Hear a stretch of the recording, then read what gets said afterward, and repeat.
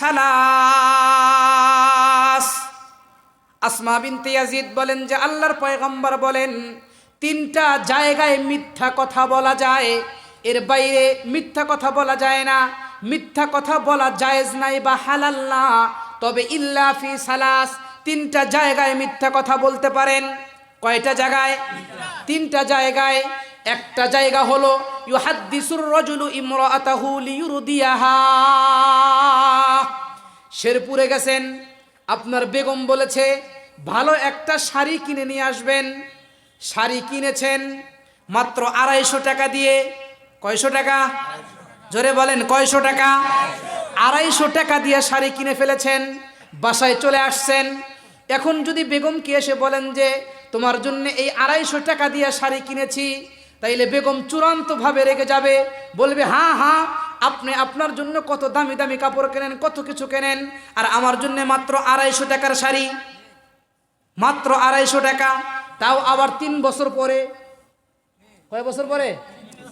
হায়দার ভাই ঘুমান কেন? কয় বছর পরে? 3 বছর পরে।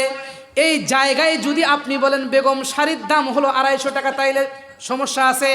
এখন যদি বেগমকে খুশি করার জন্য যদি বলেন বেগম তোমার জন্য 3500 টাকার শাড়ি নিয়ে আসছি, বেগম খুব খুশি হবে। এটা হলো একটা জায়গা। কয় জায়গা? এক জায়গা।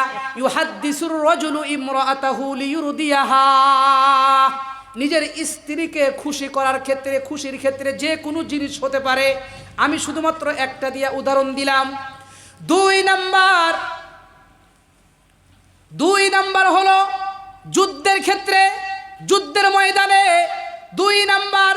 3 নাম্বার হলো মানুষের ভিতরে বিভেদ লাগছে।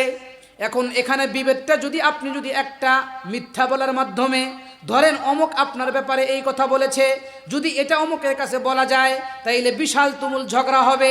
এখন এই মুহূর্তে আপনি কিছুই জানেন না, ঠাস করে মাঝখান থেকে এসে ঝগড়াটাকে সমাপ্ত করার জন্যে বা এই দ্বন্দ্বটাকে নিরসনের জন্য আপনি বললেন ভাই অমুক তো আপনার ব্যাপারে কোনো কিছুই বলে নাই, আপনি যেই কথাগুলো শুনেছেন সেগুলা মিথ্যা, কিন্তু বাস্তবে সত্য বলেছে।